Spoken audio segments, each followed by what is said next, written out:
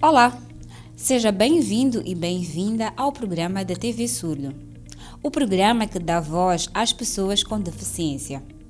Hoje abordamos o acesso ao emprego para as pessoas com deficiência mental.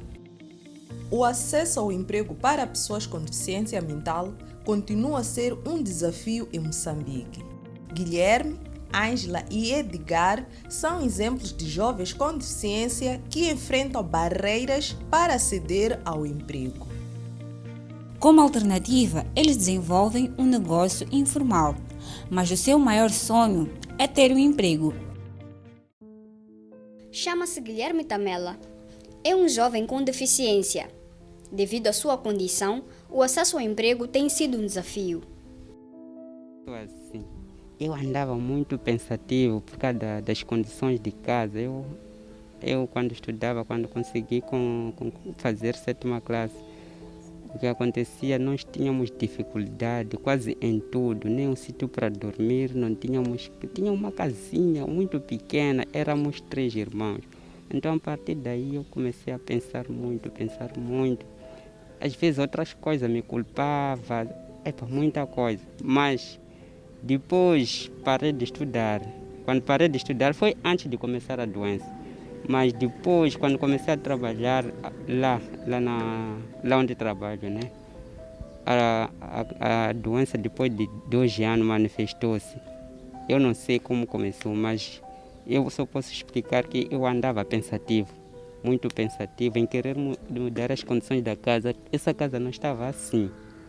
Eu lutei construir essa primeira casa aqui, com sacrifício, com meu irmão, porque eu tenho um irmão que tem o mesmo problema.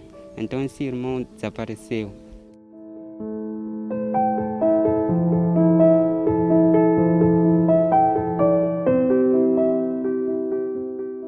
Devido à deficiência mental, a vida de Guilherme Tamela não tem sido fácil. O acesso ao emprego é a sua maior barreira. Enquanto cumpre o tratamento, ele faz negócio.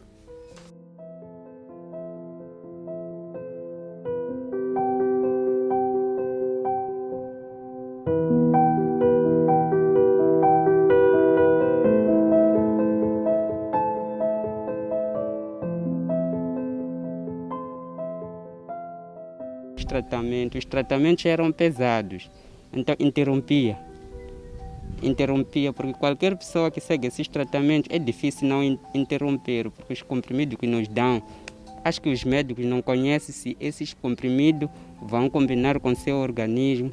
Assim, é por isso que dizem que temos que fazer controle sempre. Então, explicarmos aquilo que está a acontecer com o comprimido que estamos a tomar.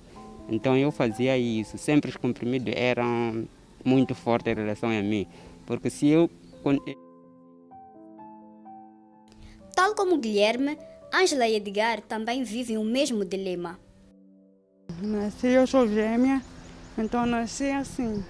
Então, eu fui crescendo ao longo do tempo, né? Fui à escola, chegou a minha fase escolar, fui à escola, só que tinha dificuldade na escrita, porque minha mão tremia quando eu escrevia. Então, levaram-me ao hospital, né? Então, o hospital encaminhou-me para o centro. Então, andando o tempo, eu fui treinando, né? Fui escrevendo. Mesmo quando eu ia à escola, as pessoas às vezes tinham dificuldade em reconhecer reconhecer aquilo que eu dizia. Porque a minha caligrafia era um bocadinho assim, meio complexa. Então, fui treinando, né? Com orientação também aqui do centro, fui treinando. Acabei melhorando a minha caligrafia. Foi assim. O acesso ao emprego é a maior preocupação destes jovens. Então, não conseguia trabalhar. Então interrompi, sempre tinha recaído. Mas da última vez que eu decidi que aqui já não quero parar com os tratamentos, custar sem custar, foi em 2017. Em 2017 eu fiquei doente, já não tinha ninguém aqui. Fui estudando com aquela dificuldade por causa da caligrafia, né? Então ia estudando, ia parando, ia estudando, ia parando. Então decidi mesmo, né, me entregar aos estudos. Então me formei, fiz a 12ª, depois procurei emprego. Depois eu vim, então o doutor me mandou fazer formação em educação de infância. Fui fazer educação de infância na UP, terminei, agora sou a dar aula, sou educadora de infância. Depois saí. Para superar barreiras, eles contam com o apoio familiar. Foi porque depois de 3 anos eu a seguir os tratamentos, não há manifestação de doença. Então eu estou a viver como se fosse uma pessoa normal, sem problema nenhum. Meus irmãos brincavam comigo normalmente. Graças a Deus não tive nenhuma dificuldade. Brincamos normalmente, cresci, tive uma infância boa. Tive apoio dos meus amigos, meus colegas, meus vizinhos. Segundo dados do Instituto Nacional de Estatística, existem em Moçambique 49.565 pessoas com deficiência mental. Vamos a uma breve pausa e voltamos em poucos minutos.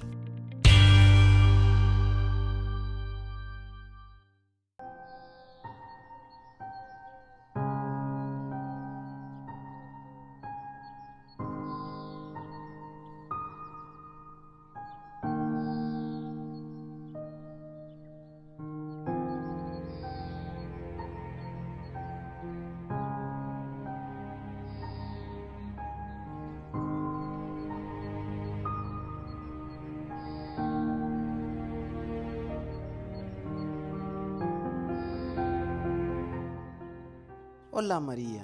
Me pareces muito pensativa. Não é nada não. Saudade dos meus pais. Prefiro ficar sozinha apenas. Ok. Não te esqueças que podes contar comigo para tudo.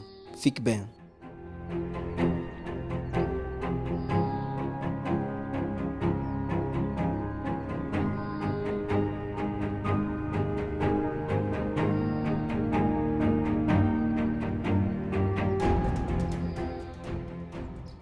Amiga, o que se passa? Parece preocupada. Alguma coisa com Tonito? Amiga, meu namoro está muito bom. Gosto muito dele e ele de mim. Mas ele já quer manter relações sexuais comigo. Mas não sei se é a altura certa.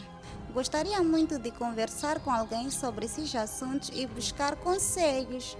Mas não tenho ninguém. Porque os meus pais tiveram que morrer tão cedo. Preciso de muitas informações para ter certeza. Sinto muito, amiga. Mas com essas dúvidas todas, podes procurar alguém da família que seja mais próximo e de confiança. Ou podes ir ao SAGE para ter informação mais especializada. Eles vão me esclarecer tudo. Sim, vamos para lá, eu te acompanho.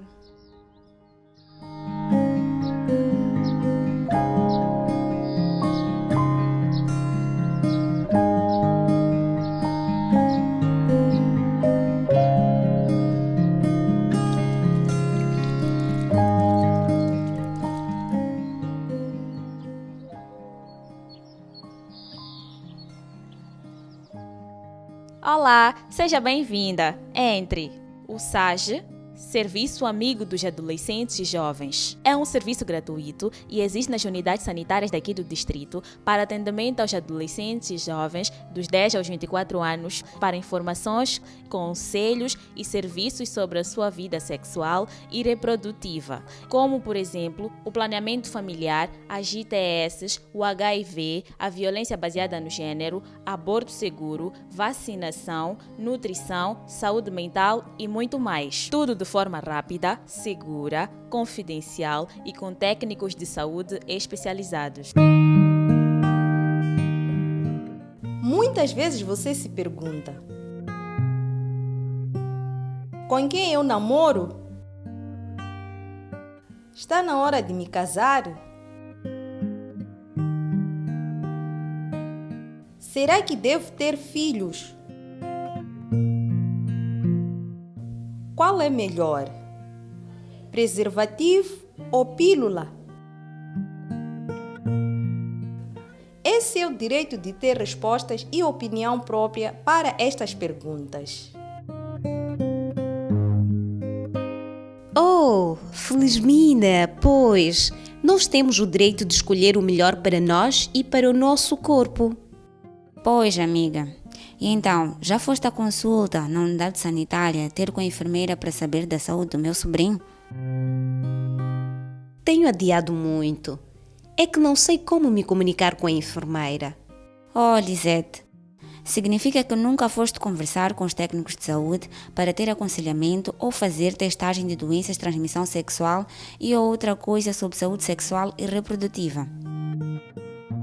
É teu direito ter informação e aconselhamento sobre a tua saúde sexual e reprodutiva. Se a enfermeira não conhecer a língua de sinais e eles não tiverem intérprete, tu podes levar alguém da tua confiança para te apoiar. Obrigada pela força, amiga. Vou já à unidade sanitária. Acompanhas-me? Claro que sim. Eu não posso perder um momento desses.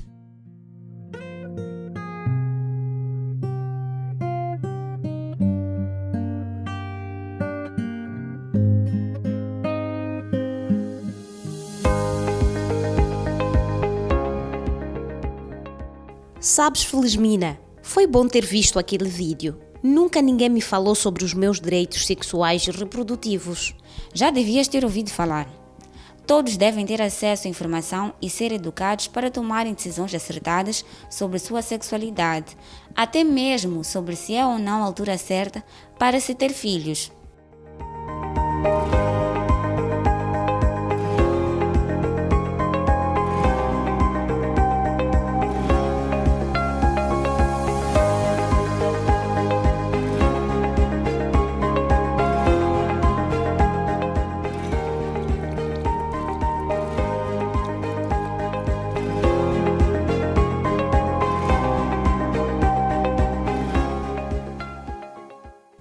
Aguarde um pouco, venha comigo.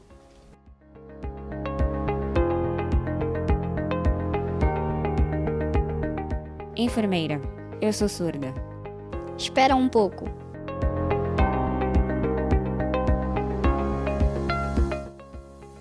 Me ajude na interpretação.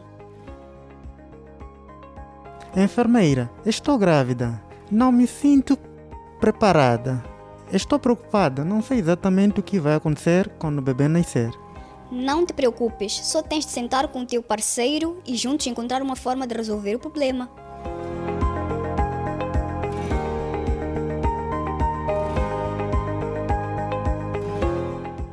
Mas te garanto que é teu direito ter assistência médica e informação para que a tua saúde e do teu bebê não estejam em risco. Muito obrigada, enfermeira, pela explicação de tudo. Vou a casa, vou conversar com o meu esposo sobre este assunto. Olá, bem-vinda e bem-vindo de volta ao programa da TV Surdo.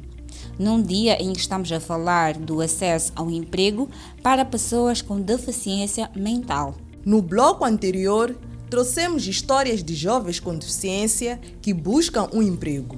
Entretanto, as barreiras continuam mais fortes do que o seu desejo, mesmo sendo o acesso ao emprego um direito de todos. Uma das soluções para este problema seria a existência de legislação específica sobre o acesso ao emprego para pessoas com deficiência, tal como defende o jurista Nélio Banz. O acesso ao emprego para pessoas com deficiência mental continua a ser um dilema no país. De acordo com o jurista Nélio Banz, a falta de legislação específica para estes casos torna o problema ainda mais grave. Dizer que em Moçambique ainda não temos uma legislação específica que preconiza ou que trata transtorno mental do ponto de vista jurídico. Se calhar, talvez porque ainda não temos ou ainda não existe uma ordem dos psicólogos, se calhar seria esta classe de profissionais que iriam impulsionar para que talvez existisse uma legislação que tratasse deste assunto. Entretanto, o país pode socorrer-se de instrumentos internacionais para permitir o acesso de pessoas com deficiência mental no mercado de trabalho. Não temos esse instrumento específico. Pese embora temos alguns instrumentos internacionais e regionais, né?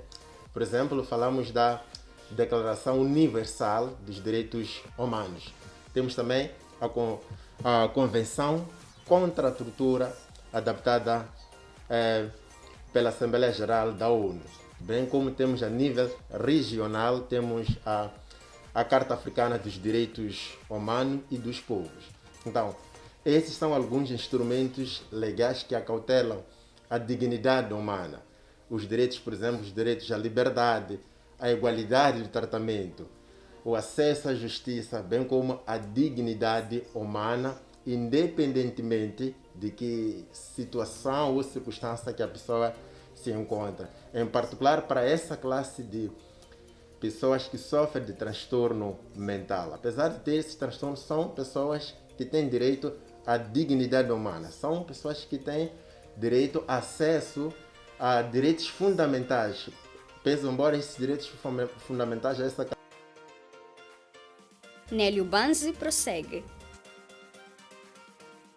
A lei de trabalho ela já estabelece algum ritual, né, sobre as doenças profissionais, não é? Então permite salientar que, por exemplo, pelo conceito da doença profissional, considera-se doença profissional toda a situação clínica que surge localizada ou generalizada no organismo, de natureza psíquica, química, biológica, bem como física, que resulta de atividade profissionalmente e diretamente relacionada com ela.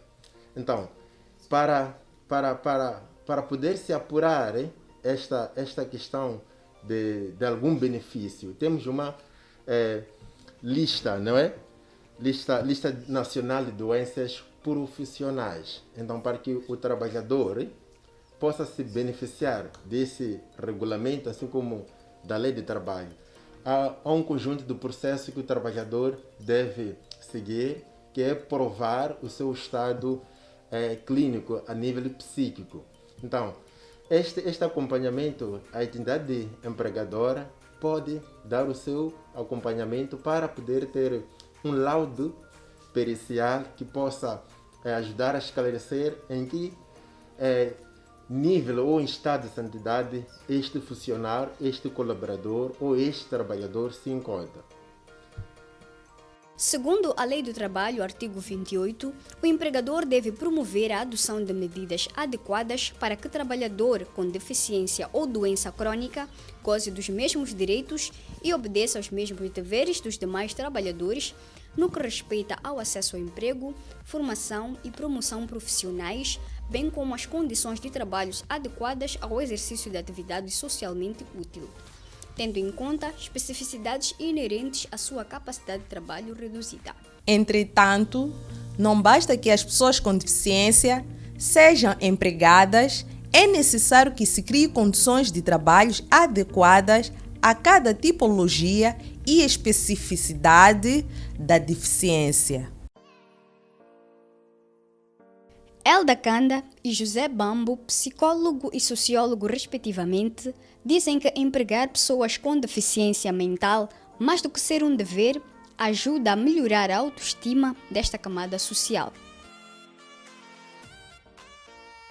Então, nós sabemos que o trabalho é parte importante para o desenvolvimento da pessoa.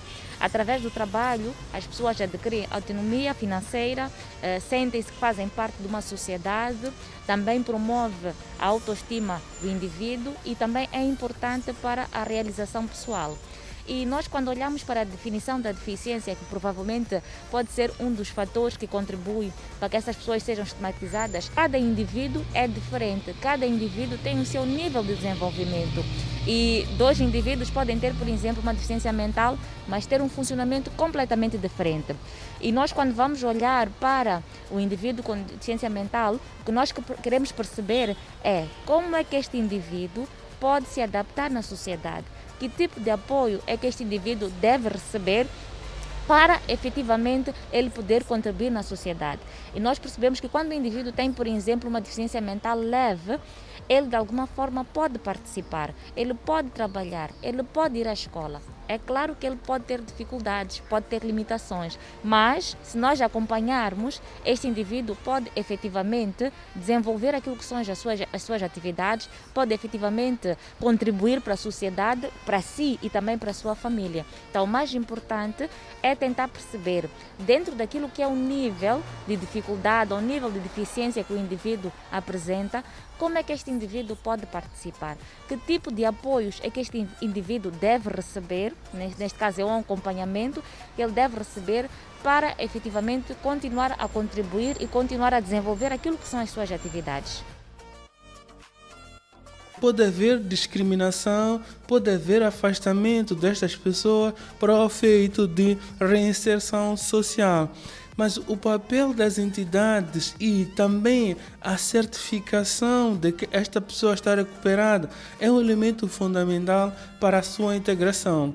Este é um grupo, mas aqueles outros em que de alguma maneira não tenham tido uma integração familiar, uma integração social, econômica, etc., o processo é um bocadinho mais complexo, porque já são rotulados, são colocados com o estigma de que são pessoas que são malucas. Na verdade, não é isso. O que acontece são pessoas que tiveram algum desequilíbrio mental. E neste caso, com a recuperação e para a sua integração, torna-se um desafio bastante importante, muito longo. Por quê? Deve passar por processo de formação técnico-profissional, devem passar por processo de concurso para um emprego ou para acesso aos financiamentos para desenvolvimento de alguma atividade econômica ou talvez até a busca de um autoemprego. Então, todo este processo de integração econômica para estas pessoas torna-se complexo porque tem passos que devem ser seguidos.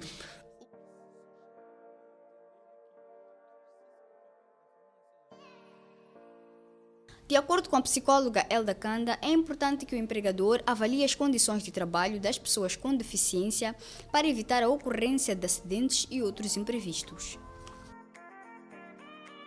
Infelizmente, o que acontece é que muitas vezes a sociedade tem esta visão negativa do indivíduo que tem uma deficiência mental. A própria sociedade não está aberta para apoiar e para receber esses indivíduos. Então, por mais que o indivíduo efetivamente tenha competências, se ele sente que existe esta barreira na sociedade, claramente que este indivíduo dificilmente vai procurar aquilo que são oportunidades. Então, eu penso que tem que haver um acompanhamento, sem dúvida, tem que haver um acompanhamento. Tem que haver um acompanhamento do indivíduo, tem que haver um acompanhamento da própria família, porque nós agora estamos a falar da sociedade. Mas se a família é a primeira a não acreditar que este indivíduo é capaz, claramente que este indivíduo já começa a ter uma baixa autoestima e esse indivíduo também não acredita que ele tem potencial para desenvolver. Então, tem que haver aqui um processo de acompanhamento para o indivíduo, mas também para a própria família, no sentido de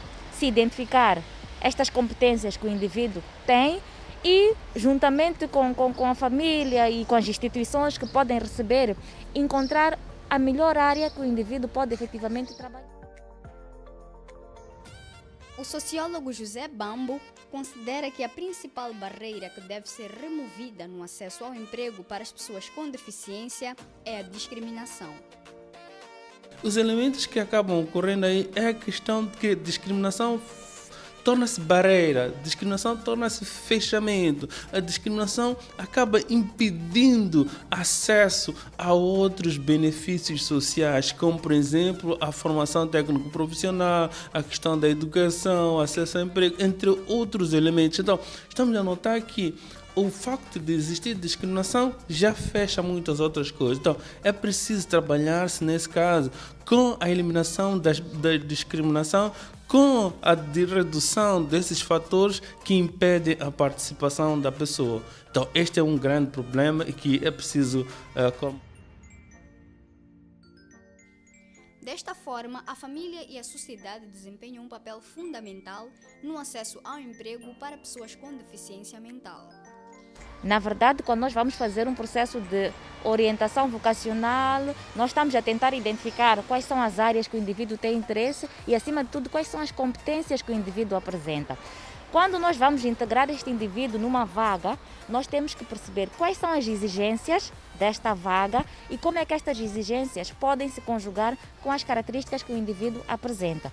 O perigo que pode acontecer é quando, por exemplo, nós temos um indivíduo que tem muitas dificuldades em termos de organização, em termos de funcionamento, em termos de relações sociais, e nós vamos colocar numa posição que desafia demais este indivíduo, colocar numa posição que não está adequada às características deste indivíduo. Claramente que nestas situações vamos ter situações complicadas, vamos ter esgotamento.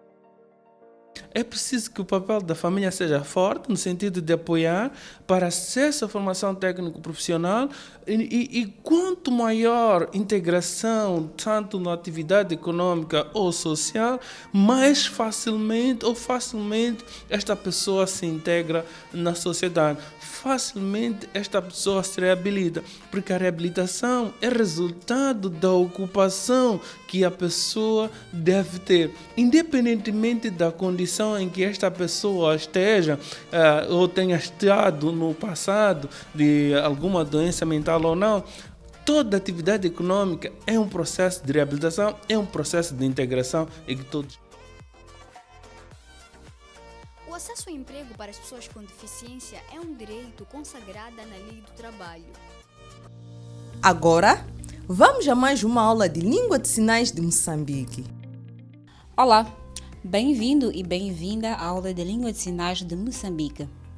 Aprenda a construir frases curtas sobre a deficiência mental.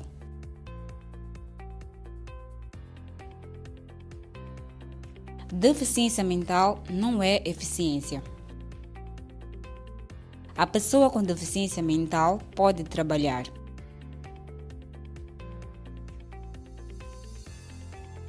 Diga não à exclusão da pessoa com deficiência mental. Vamos repetir juntos. Deficiência mental não é ineficiência.